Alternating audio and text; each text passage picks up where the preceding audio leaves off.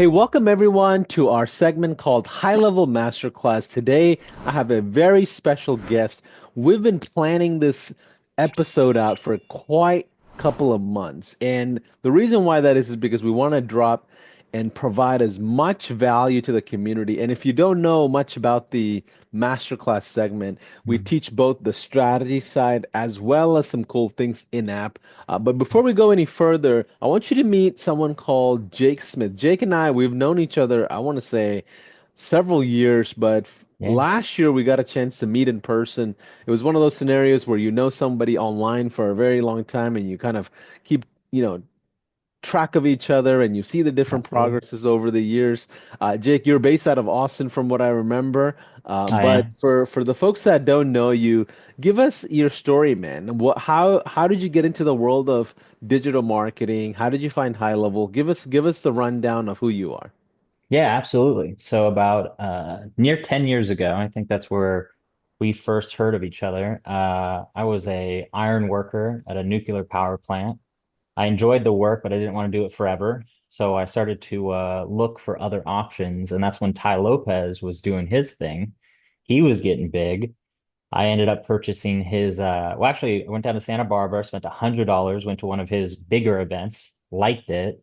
Then I spent like $1,000 to go to his Beverly Hills house, which was still kind of a big thing. I liked it. And then I ended up buying his social media marketing course, went through that, which it's very broad. And Yeah. then I liked the paid ads aspect. So once I started making some money there, I doubled down, paid Ty to go to his war room, sat down, and kind of got mentored by him. That's where it all started. Yeah, man, that's kind of where I met you is in the community of Ty Lopez. Shout out to Yeah, him. So big how shout did out. you find High Level in that journey? I mean, as well after back then we didn't have High Level, but Yeah, it what's was your called journey to something High Level? else. I saw it when it was like it's like web framework, and it's cool to see where it's come to because back then we actually were showed its like skeleton, and the Mm, idea of it was incredible. And then when we actually saw what it was on the web, it discouraged, almost left, right? And did the traditional software method. We were using HubSpot, Calendly, Lead Pages, a handful of them. And it wasn't until about 3 years ago, a friend of mine, Bruno, who you know, he was on a software and I asked him what that was. And he said, "Oh, this is High Level," which I was kind of familiar with. And I was like, "Oh my, it's come so far." So we brought over all of our lead generation clients on the High Level, and it's been like that ever since.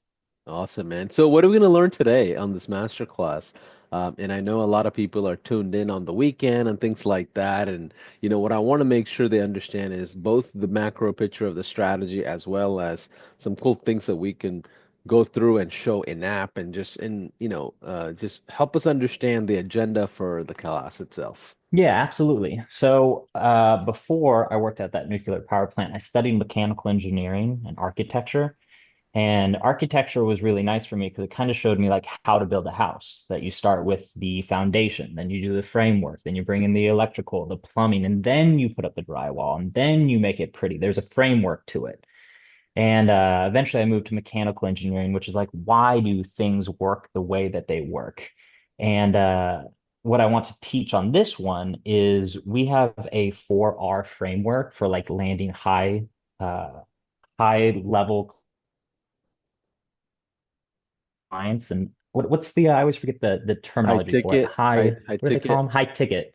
I Yeah. just call them clients. But yeah, so a framework for landing high ticket clients.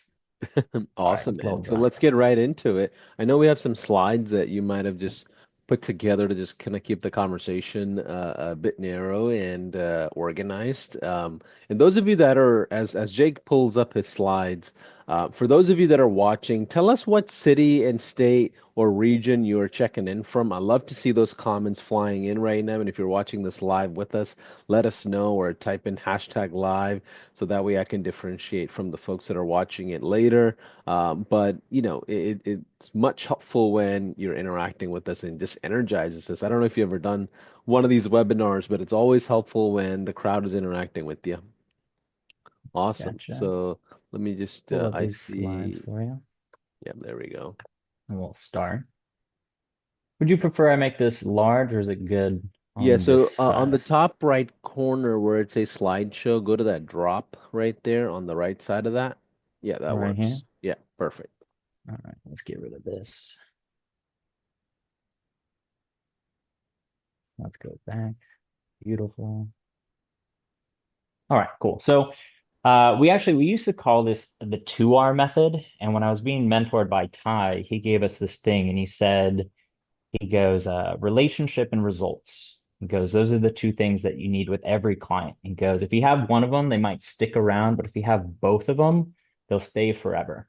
And then when we ended up getting into SaaS, retention becomes a big thing because of churn. It was a actual a new variable to us is okay, like we can get clients, but they're eventually going to leave. So we really have to focus on retention. So we added an R. So then it became relationships, results, and retention.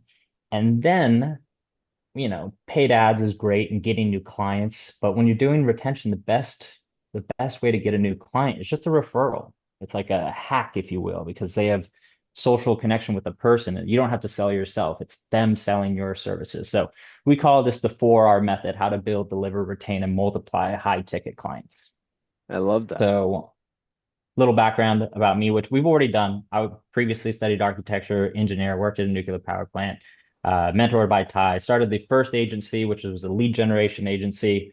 Some of my clients got sued, so we started a compliance agency. And then once we learned of HighLevel and how great it was and how it's become, then we brought all of our lead generation clients over. Now it's a white label and we have over 100 sub accounts.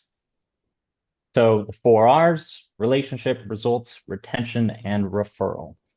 Now, I'm gonna kind of go through this quick because I'd rather show, the back end of it, but I'll leave this up just for a second for people to pause. But obviously, with relationships, a lot of people, uh, there's a good quote actually I'll get to first, which is by my favorite man, Jim Rohn. And this is actually the longer version of it. A lot of people know that he goes, all disciplines affect each other, which is great. But the full quote is mistakenly, the man says, this is the only area where I let down. Jim Rohn goes, that's not true. Because if you let down somewhere, then you're letting down everywhere. So I always start at the beginning. As a mechanical engineer, you have to start with step one, which is relationships, which is know, like, and trust. So that's our first journey. We get them to trust us. The next thing we have to do is bring them the results, deliver on what we promise or more, ideally. If we have those two, we'll have them retained forever. And then at a specific retention point, ideally, when we've given them the best results and when they're in the best mood, that's when we ask for the referral. Got it. Got it. And And then this, I've heard Jim Rohn being thrown around multiple times, and I've only came across Jim Rohn last year. One of my colleagues, he gave me a book actually that was which written by one? Jim Rohn. Well, it's like a lead, actually I have it right here. It's like a leadership thing, it's like a Okay. it's like a quick booklet on some of the biggest leadership traits and lessons Jim has taught. But I've become a recent fan. He's incredible. I like the books back in like the 1940s, 50s, and 60s era because there's no fluff and they're just teaching you like universal principles and the Yeah. the foundational frameworks of what stuff is. Yeah, So any Jim Rohn fans watching this with us, give us some comments if you are a Jim fan. yeah, let So me yeah, know what your favorite Jim Rohn quote is. Which one that's changed your life? Because there's I there's love many that. out there. So going based off that quote, it shows that, to if you build the relationship, that's what's going to give you the opportunity to get your client the results. As soon as you get the clients the result, that's what's going to hold their retention. As soon as you get the retention, that's what's going to allow you to ask for the referral. And then I love these machines, if you will, which then starts the process over. Because if you can get that referral, you are now forming new relationships. And now you know the system. You know, okay, with this person, I got to go through the know, like, trust. Perfect. I land him as a client. Now I got to get him quick wins, which we'll go over. Once I get him quick wins, right, we're going to retain him for a certain duration of time. And ideally, they're going to refer us, or we're going to ask them to refer us to the circle. And it starts over and over and over. Absolutely. It's a machine that starts feeding itself once you have the results that you can just Correct. stand on, and it just keeps going. It should feed itself. If and that's why I like the if you might be really good at getting results. Some people are great at getting results, but they're terrible at getting clients. And some people are great at getting clients, but they can't deliver the results that they promise. So there's no retention. So I mean, it's good to know where your strengths are, but you do have to, in my opinion, focus on your weaknesses or hire somebody to do it for you. So I wouldn't mind actually jumping into the we'll go through this first, and I'm going to flash back and we'll actually go into the Okay. case study. So I got permission to show this one. This one's going to be a taco fest that we worked with. This was actually a referral that came from a previous client. Scope of work was a website, funnels, invoicing, doing contracts, pipelines, and automations. So we charged them $5,000 up front. They're on a $497 a month package, and we've had them over 3 years. So the current LTV is around $20,000. Yeah. And by the way, for those that are watching, we're not implying that you're gonna make a bunch of money. Matter of fact, you probably Not at won't all. make any money at all. It just these are results that we want to share from experiences you have. You do have to kind of, take everything with a grain of salt, but our intention here is to show you what it all looks like that could lead you to a certain threshold in revenue. But just be aware, every single one of these educational segments we have are meant to be educational. Absolutely. And I'd like to even add on to that 3 years ago, when I had my lead generation agency and I brought those paying clients over, that was all good and fun and I was already getting paid. But eventually I started to design, high level to be something that I would create snapshots on, which are, screenshots of the entire system. And I'd sell those to other people. I was not selling those to other people at 5,000 up front.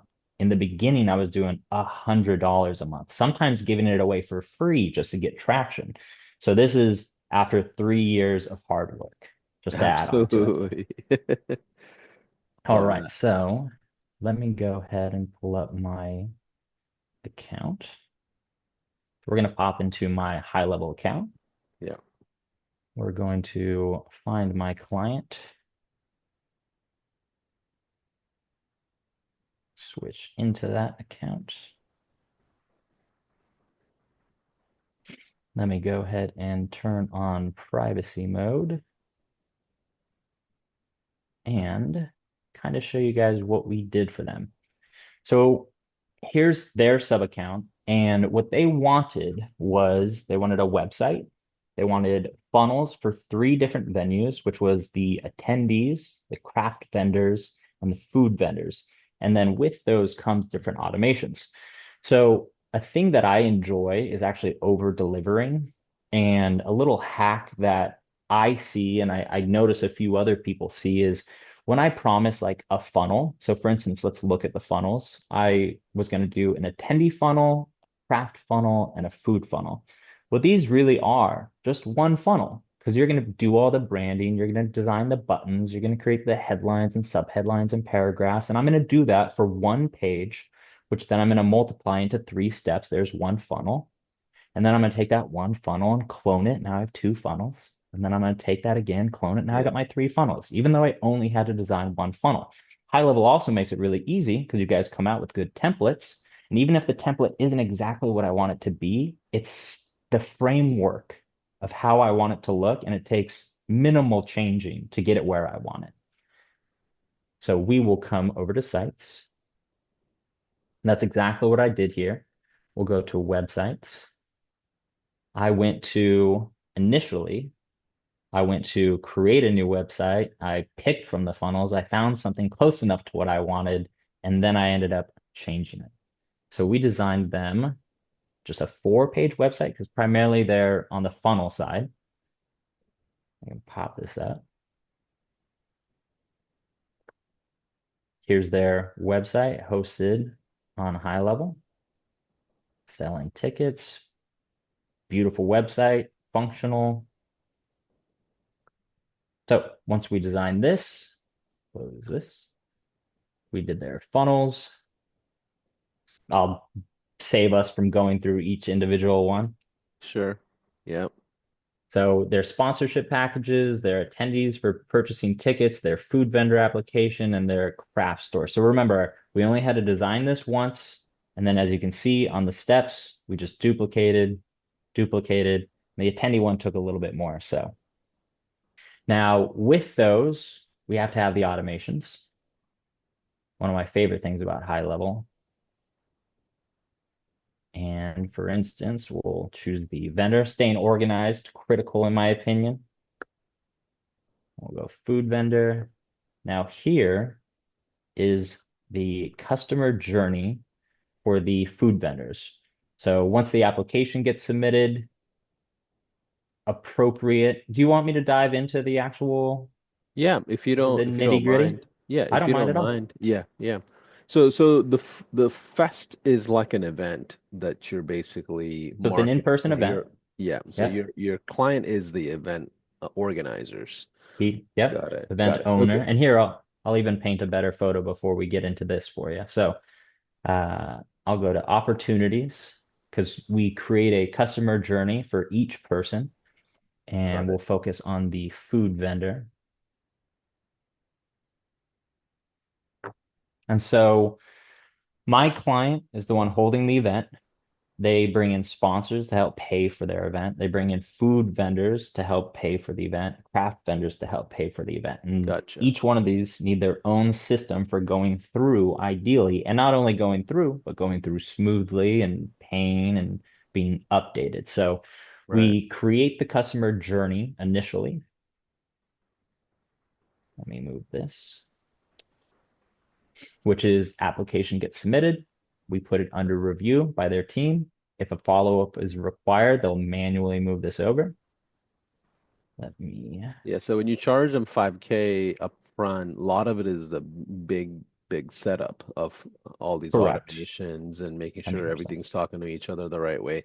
The focus is not branding and design, it's more functional on can we get in applications from hundreds and hundreds of vendors and sort Hmm. through all of it in a speedy, mechanical way Yeah. that then on the other side can say, okay, we have 50 people or 100 people that are ready to go. They sign then contracts, then collect invoices and go through Yeah. like, okay, got it. Absolutely. Yeah. So when we originally spoke with them, I was like, what is it that you want? Which in a way, you know what they want, right? But you're getting the ideas. And then you ask questions like, do they need to sign a contract? Yes. Uh, will you be sending them invoices? Yes. Do you need to inform them about like where to go on the event? Yes. And, taking these down, creating the customer journey. Once you create the customer journey, you create it here in a pipeline. So uh, I should have grabbed the screenshot for you, but this client actually messaged me about a week ago and said, "Hey, we just sold out on our craft vendor spots, 80, and he didn't have to do anything. The system did it all, Everything. Yeah. everything." And I'll show that. So as far as the journey, application gets submitted, it'll stay in here for a day, go to under review. The owner or person reviewing is going to get notified that they need to review it. If they contact and try and need to follow up, they can. If they get approved, then that person will receive the approved email. We also do this thing where we message the owner of the event because we like to create that value of like, hey, people are getting Yeah. approved. We don't have to, but I do Yeah. it almost with all my sub accounts where I message the decision maker and I let them know like, hey, leads are coming in. They're not going to do anything with them, but their phone rings. They like leads. Yeah. It's a Yeah. little It's a sneaky thing euphoria that we that do. you create for the relationship. Yeah. 100%. Yeah. So once approved or disqualified, the contracts will get sent out automatically. Payments and invoices will get created and sent out automatically. And then once received, they'll go on board, get ready for the event, which it's still in about 2 months. And then once the event is complete, once a certain date goes by, it'll put it in here, associate all the proper tags, and we'll be ready Beautiful. for next year.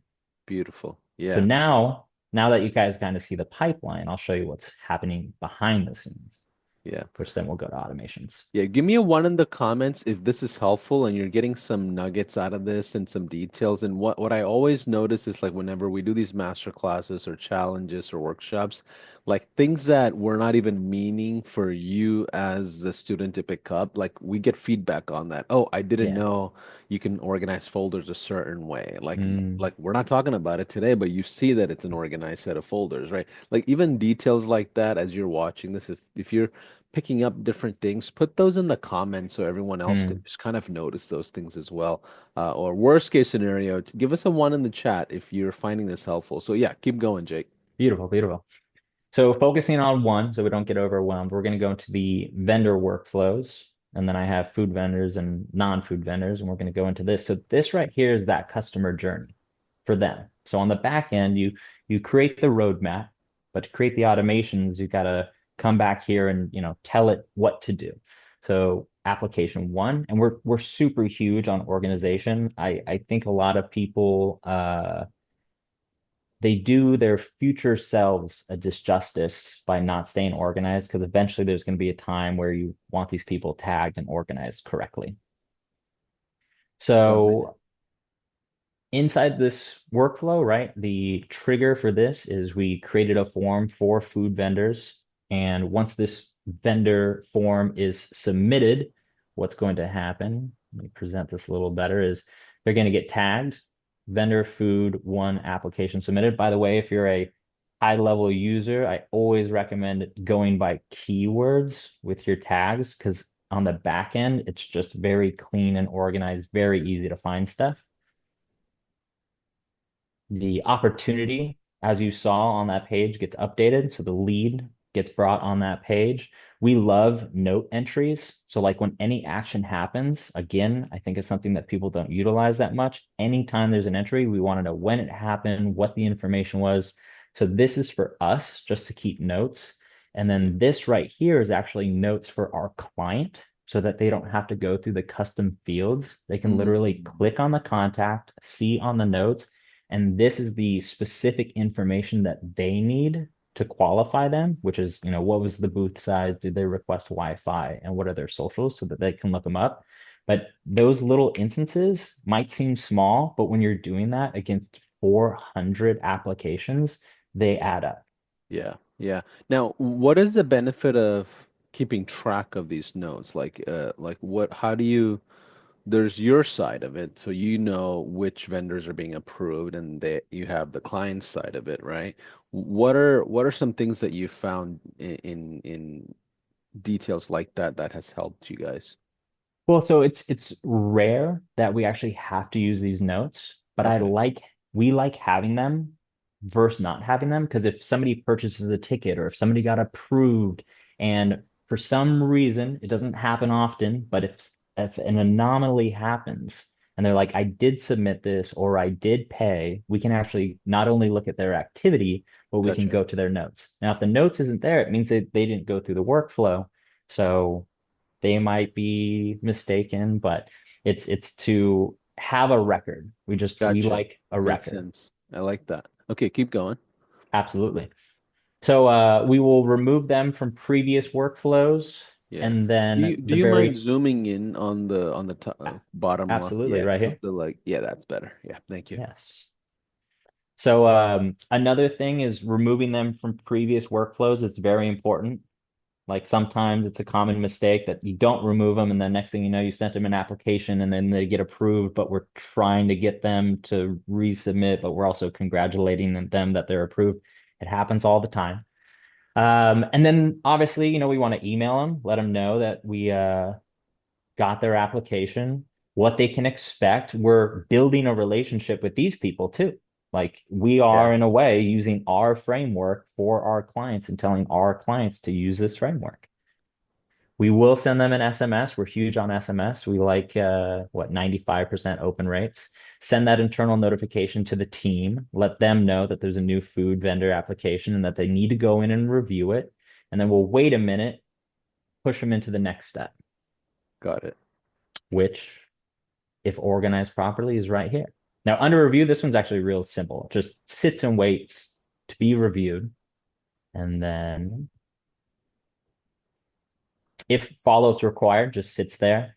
If they're approved, they get emails, contracts get sent out, invoices get sent out. If I'm going too fast, by all means, slow me down. No, If you're good. You're good. disqualified, Yeah. then we obviously say, due to certain conditions. But we don't discourage them because we might bring them back next year. Yeah. We're always building our list. And then once payment is received, ba, ba, ba, very simple, notifies us that the payment's been received. It's either manual trigger. Let me move this over here.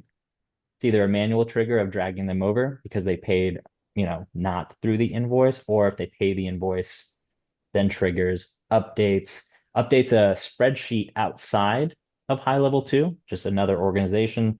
Some owners are old school. They still Yeah. like the Excel sheets, so that's fine. And Yeah. after that, that journey is done. Got it. So I have a question for you. Your clients are not seeing any of these workflows or automations, right? What is visual to them in the experience with you? The The pipelines? As far as visual, well, we Like, do they ever obviously are. log into the app for anything, for They example? do. They do, Okay. but they only see what we want them to see. And it's not like we're trying to restrict them. It's that we're trying not to overwhelm them. So they only see the conversations, the dashboard, contacts, opportunities, and payments. Gotcha. That's it. So when they log into their sub account, that's all they see. Yeah. We'll send them or we have provided them with a video, like training them on the specific thing of how to use it and where to contact people. But no, the idea is that we don't want them to do any work. We just want them to talk with their clients, approve vendors. That's it. Yeah. And then if there's also mobile access, right? So if they really are on their feet running around on Yep. site, they can access through almost most of these things on, I mean everything Yes. actually So on. during our onboarding process, which is big, and we'll go over it on the slides, that's one of the first steps. And Gotcha. HighLevel actually does a really good job having the launchpad, which we almost verbatim just go down this with everything that's applicable. Add their teammates, connect their Stripe, and obviously have them download the mobile app. Gotcha, gotcha. Okay, cool. Awesome, man. Hopefully this is helpful for you guys that are watching. Give us a one in the chat if you're getting some cool ideas off of this and how to do delivery on a promise to a client here. And this is a complicated client, by the way, because there's two sides to it. And I know Jake's been doing marketing for a long time, so this is probably simple for him, but there's the client experience and then there is the client's client experience, right? So there's Correct. two layers to it that's being automated on both sides. Typically, 100%. could yeah, yeah. Go ahead. And if I can actually give we'll wrap this up and then I'll give the side of like me landing the client. I'll give a little Sure. sneak Yes. peek of that. So we've got as far as the scope of work, right? We showed the website, we had the three funnels, we've got the automations, everything's working well. We've got the customer journey. They're happy. They're never gonna leave. Uh, we celebrate all the wins with them. We send them all like as soon as it's sold out, we update. So they're not gonna leave. So actually, if you want, I can go over to our companies are also on HighLevel. If I pop over here and I go to, so his journey started with a referral. So I'll go to calendars Yeah. and it actually will kind of show the sequence Yeah. that we do. By the way, when we're on Zoom live streaming like this, when you're sharing screens on any software, Oh yeah, it software is going slows to it be a down a little bit, little. slower. Okay, It just so you does. know, high level is a lot Absolutely. faster than what we're navigating here. But Yeah, 100%. So the journey when with this client was we actually threw an event prior. It was another car show out in California. They actually got to experience the system because they went, scanned a QR code during the event when they were walking through. We actually had timed SMS messages going out to the attendees. So they were mm, like, "Hey, a helicopter's gonna land," or "Hey, the tractor pool's starting." And they were like, well, "We don't know what this is. This is awesome." They found the person, was like, "Hey, how did you do that?" They referred us by sending this calendar link, meet with me, right? So I meet with them, I get to know them, I get to hear what they want. We do a little discovery call. And then once I go, all right, I think I have a few days typically. Give me a few days. I'm gonna sketch something up. I'll typically use like Lucid charts or funnel funalytics because people love visuals. It's nice Yeah. to Yeah. say stuff, but you can really confuse people. So I don't do Yeah. that. I go, let me draw it up and show you. So I drew it up, showed him, gave him a price, and he was in. So then the next one I sent him, and by the way, he went through his own journey, was the kickoff call. So we did a kickoff call and signed him up, went through our onboarding sequence. Uh, I think, well, I don't think I have a list. I just don't remember it all. That's why I have the list. But Yeah. you know, it's integrating their socials. It's Setting up setting their up their team members, domains. their team It's doing members. their Yeah. dedicated Yeah. domain. It's getting their phone number set up. Like we just get them planted and we're trying to dig those roots because, you know, if you build a system like this and it works, they're never going to leave you. And it brings a lot of joy, fulfillment, but it also brings a lot of, you know, profit and, Yeah. you know, income. Yeah, I So, have a question on this because you're someone I've watched kind of grow in the industry for at least 10 years or even longer, I feel like. And before high level, traditionally we all did the SMMA thing, low ticket, mid ticket, high ticket. We delivered services. What's the difference in doing lead gen, paid ad services, and we're kind of hoping that the client closes those deals with those leads versus like this kind of a SaaS experience where it's hybrid SaaS, you set up and you get out of the way. Like what's been your how do you kind of navigate through that as an experienced agency owner? um, well, I always like the journey of like these different incomes because when I was working at, well, it doesn't matter where I was working. If I was working selling cars at Toyota, which I did, or when I was working at the power plant, you know, I was getting paid hourly. And I was getting paid well. And I went, you know what, I want to try something different. So I started the lead gen agency. And then that's a retainer, which by the way, like take a retainer, divide it by the hours needed to work, you're just getting paid hourly. And so once I did SaaS, I was like, it's almost hard to convey because I was so programmed to every hour that I put in, I will receive funds. So when I would go and check my funds and see all the hours that I worked and got paid for, but then there was like this extra, like this reoccurring, it was phenomenal. And that's where like actually my attention shifted dramatically because the lead gen was a lot of work. Uh, you know, it's all performance. If you've done marketing, then you know it's not really guaranteed. But when you go SaaS and you're building the foundation for them to, you know, stand on and always need, there's a lot more security in that. And then I can obviously upsell those services as well, but I always have that foundation. So Yeah, I which is loved it. got it, got it. Because I always find it interesting how experienced agency owners navigate because they go from like, man, I don't want to give up like a $5,000, $10,000 client to go get a $200 client. But it's interesting how you do a huge setup fee up front and then Mhm, throw them into like a mid-ticket retainer or subscription essentially. mhm. But yeah, let's keep going. Let's keep going. Yeah, absolutely. So here, I'll pop back into these slides, just do a little Hey, case I think you study. got a Let's little go. spelling error there. I think you Oh, meant did you case see one? study. Yeah, if you want to go back to 11, you can change it to Oh, case study and right there. oh, thank Yeah. you. Um, but yeah, what's interesting is like when you see things in real life of like, okay, here's how delivery is kind of handled, here's the pros and cons of it, it gives a better picture of how high level could be leveraged. So thanks for sharing that.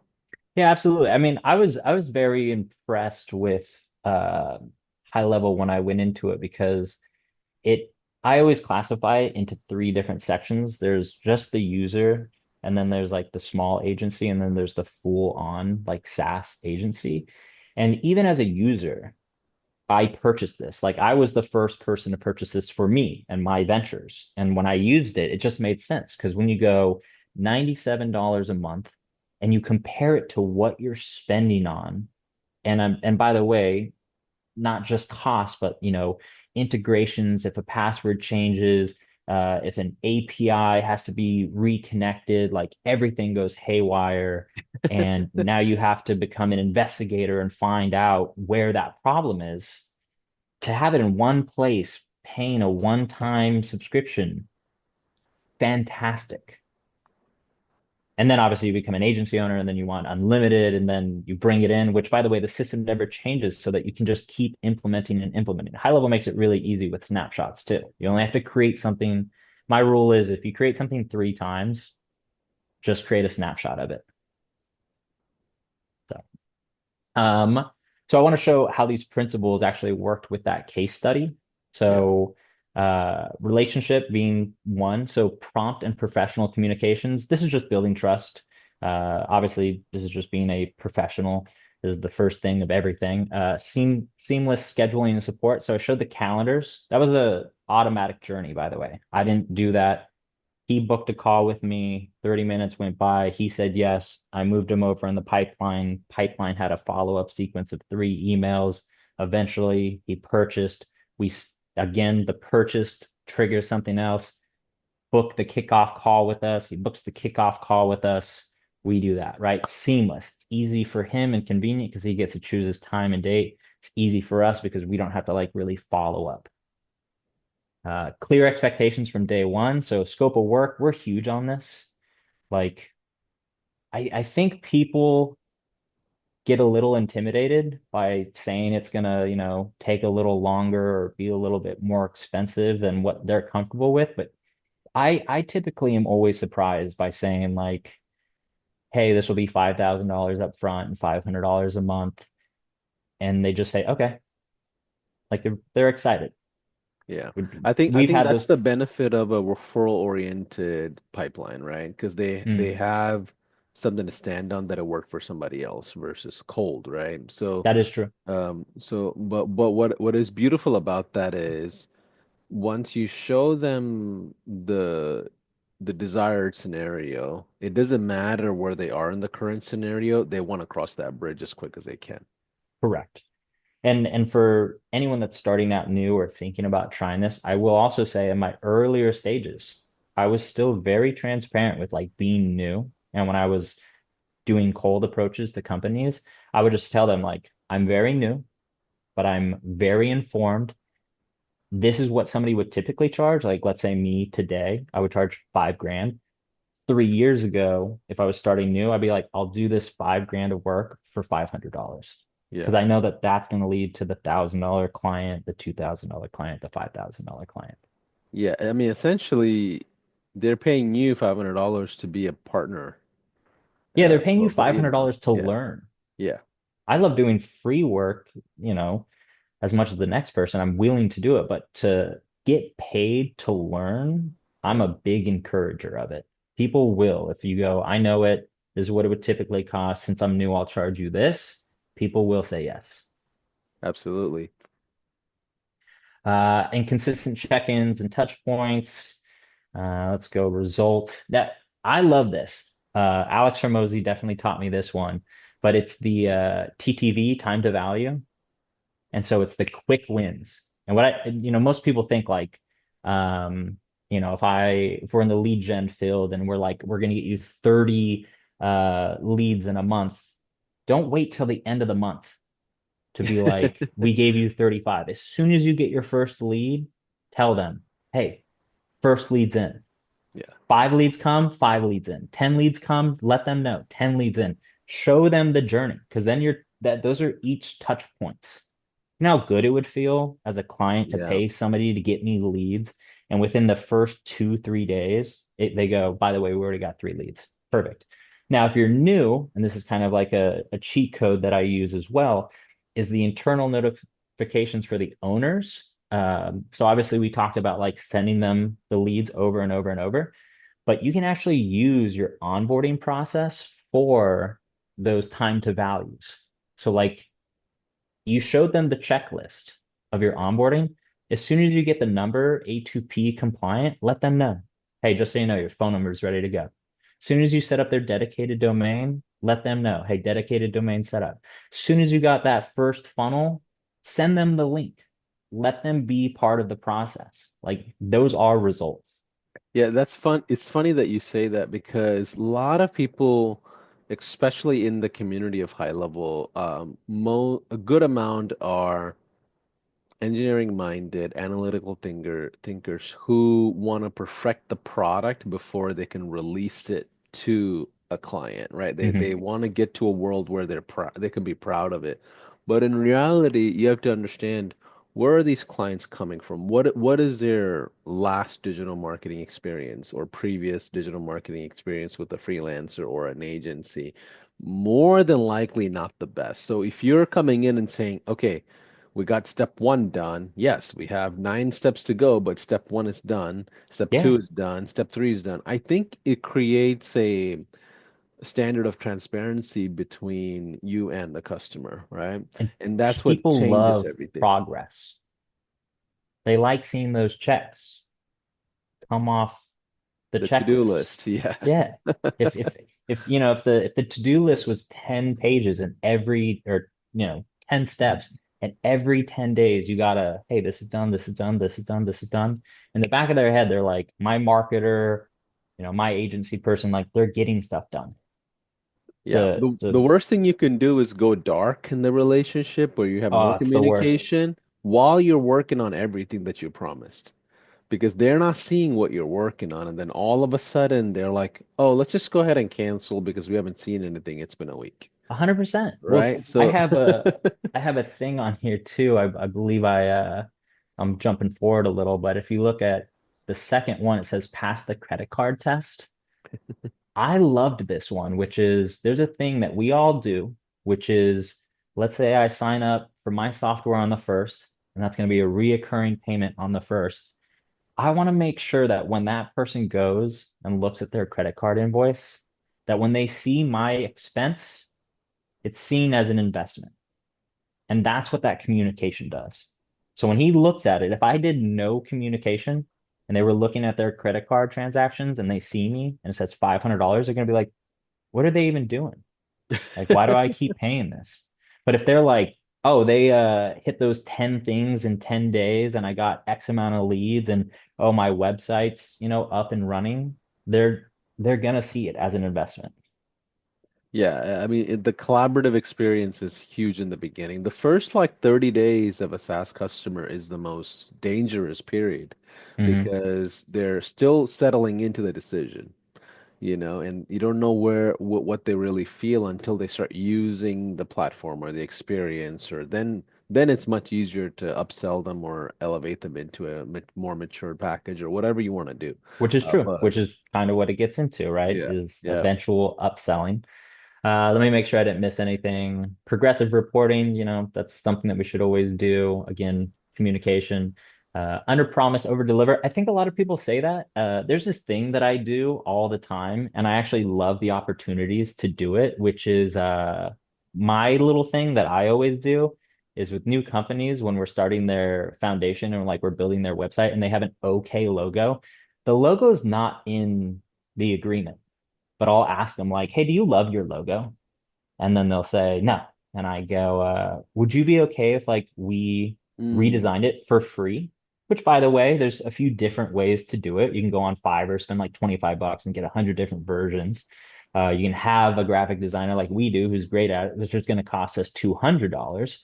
But it's just like those little things that yeah, stick with them. Like, we didn't need to do this. It's an easy over deliver, and yeah, people love it.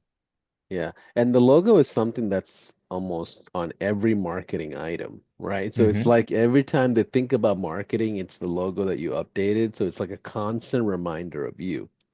Well, you people love their logo too, because whenever you like design their website and you put it in the top left and you do it the appropriate size, they just always want it bigger. They always want it like way too big. All That's a right, so brilliant retention. hack. Yeah. Now this is I always loved this line. I think I got it from a book called Subscribe, and it says retention starts at onboarding, which was like a cool shift for me because you think that retention starts once the work's done, but really you have to think of like you are designing your retention with the client as soon as it starts. Yeah. This is the retention process. So having that good communication with them, getting them the results, and then thinking about retention, that's wrong. It is how can I retain them from the get-go? Yeah. And that all comes down to your skill to communicate and set the right expectations, right? It's like, hey, after 9 p.m., don't call me because this is what Don't. this is how things are. Or Yeah. you tell them, hey, I have a client success manager that can handle these items and I can Hmm. handle these items. Because, like, you always deal with like the founder's dilemma. They want access to you and that's what they really pay for. And you're like, okay, I got to figure out a way to create boundaries too? You know what? That's a great point because that is something that I experienced when I transitioned into SaaS is I went from selling a lead gen service and then, as long as they were getting the results, they wouldn't talk to me. I was sending out the monthly things. But when I started selling SaaS, I did notice that. I noticed that they didn't see it as buying a software. They thought that they were buying access to me. And so like they'd contact me all the time after purchasing, and I had to set those lines. I had to go, hey, by the way, you're just getting software. You're not getting Yeah. access to me. Yeah. We're Let's not selling see. time. Yeah, we're not selling time. And then referrals, which obviously wraps it all around, is referrals start with retention, right? Leading into the next thing. Ask at the right moment. This one I think people just miss it. Like if you know a huge win is going to come, ask them at the win. If they're most excited about their website being done, when the website's finished and you're on the call showing it to them, ask for the referral right there. If they want leads, when you deliver the 35 leads over, you promised 30, but it's 35, and they're like, oh man, I'm really excited. Ask for the referral right then and there. Got it. Yeah. And not when you just need a new client. No, yeah, because you could actually have the good relationship with them post afterwards, but the difference between asking them when they're the most excited and just when they're happy, it's a significantly different referral, or if you're asking for a review, it's a different review. I mean, Yeah. Yeah. there's energy and emotion behind it. Absolutely. Make referrals easy. So HighLevel obviously has an incredible referral system. It's a automation. As soon as you finish a call with them or just tag them with something or put them in a pipeline, you can send it, have that all automated. And then show appreciation. This is kind of what I was talking a little bit about is when we have wins, we share those wins with our clients. Like uh, I know it's a business, but kind of a internal philosophy is like we're people doing business with other people, and I never want to take like the personality out of business. So when they have a win, like send them a win, whether it be a congratulations, whether it be like a event book, like something, those small things, I'm telling you, they stick out in people's minds. Yeah. Ty Lopez Stickers. was actually It's like, telling me he was hanging out with like a billionaire, and he's like, what do you get a billionaire? And he's at his house and he notices the guy has like a bunch of Ferraris in his garage. So he spends some time, finds a good Ferrari book that was like 300 book, sends it to the guy. I think months went by and eventually Ty gets a call. And he's like, hey, did you send me that Ferrari book? And he goes, yeah. It's like, I love it. I'm going through it. He's like, you got to let me fly you out and hang out with me. yeah, exactly. Yeah. And then went through the case study. And then obviously knowing this stuff is good.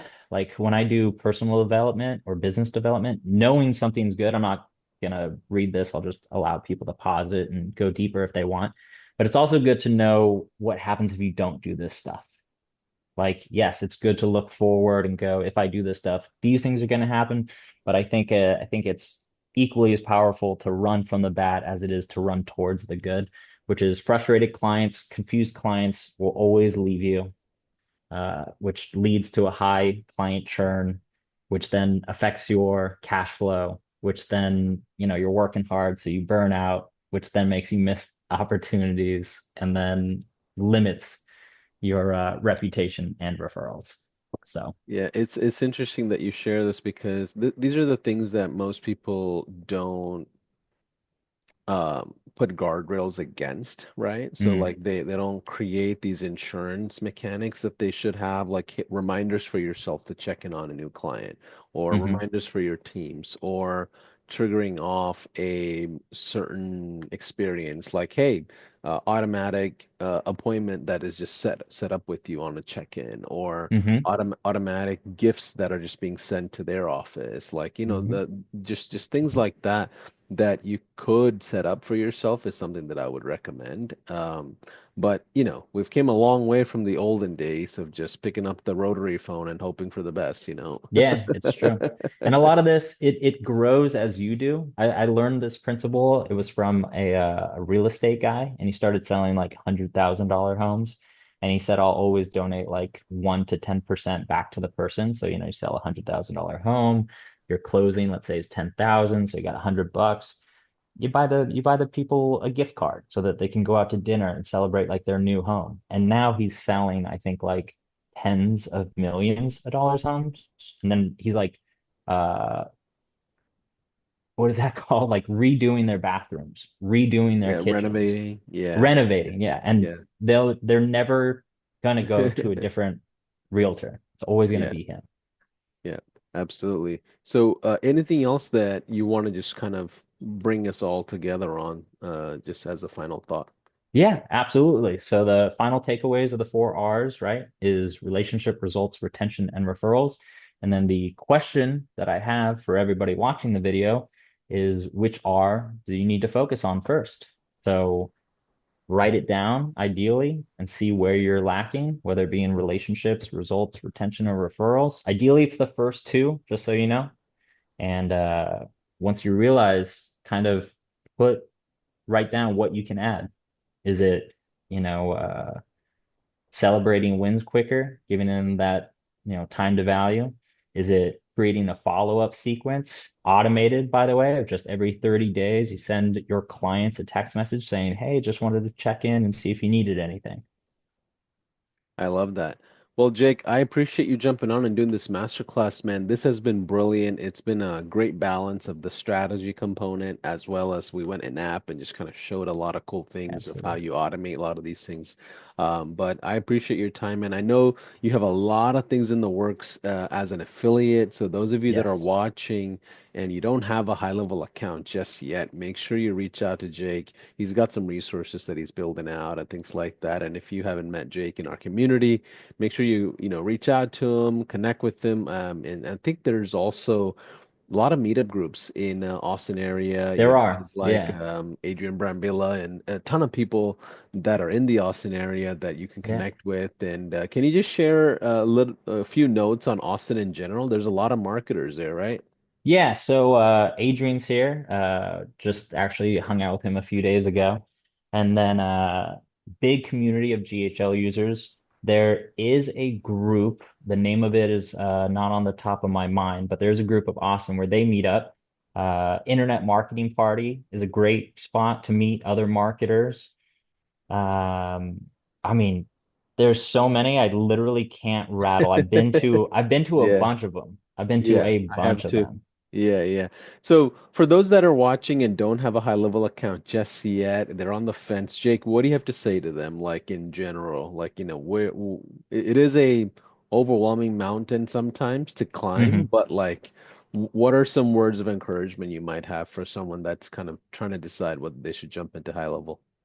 So I'll explain it like how I see it because I'm an engineer. I'm a practical mindset. I'm not convinced to take action unless I'm truly convinced. I love that it has a free trial, whether it be a 14-day or 30-day. You can pop in there and like really explore just to see the framework of what it has. But if I were to I don't want to convince, but inform somebody, right? Of high level, it's go in there, claim the free trial, explore the frameworks, see kind of everything that it has to offer, and then simplify. Because a lot of people, I think, initially with high level, they get overwhelmed by everything. Like there's a website, there's funnel, there's SMS, there's email, there's forms, there's surveys, there's quizzes, there's campaigns, automations, triggers, Yeah, too much. yeah. But Over people need to 500 plus realize features. Yeah. how many? Over 500 from what I Over know. 500. Yeah, yeah. So over 500 features, you don't need to know them all. Hmm. Most people are going to use 5 of them and go in there. figure out what 5, 10 you want to offer, learn those deeply, and go sell those services. I love that. Jake, how can people find you? I know you have a lot of cool things in the works on the social side. You have events and, all kinds of stuff that's happening in your world. How can people find you? So I'm at No Joke J on all socials. And then we're actually starting a GHL engineer on YouTube where we're going to dive deep and explain high level from an engineer's standpoint. So if people are practical and they like the in-depth knowledge, that's where to go. Awesome, man. So check out Jake's new YouTube channel that's being launched, and I think it already launched It from is what I launched. know. Yep. Okay, it's First already videos out are there. uploaded. But everyone, thanks for watching this segment of High Level Masterclass. Hope you have a good rest of your weekend. For those of you that don't have High Level just yet, click the links below. There should be a trial there, and you'll be able to access Jake's affiliate stuff. So bye for now. Thank you, Jake. Take care. Thank you, guys.